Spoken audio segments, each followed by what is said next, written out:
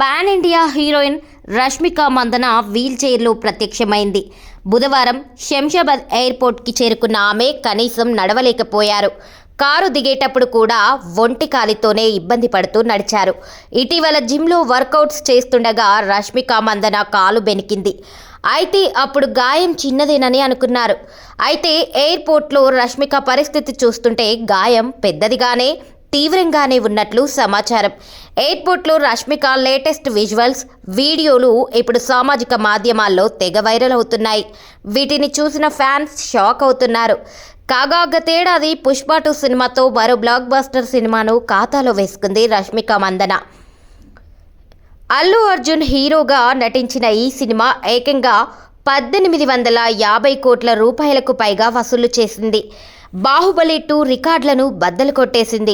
ఈ మూవీలో శ్రీవల్లిగా రష్మిక నటన అందరినీ ఆకట్టుకుంది. విమర్శకులు సైతం నేషనల్ క్రష్ నటనపై ప్రశంసలు కురిపించారు.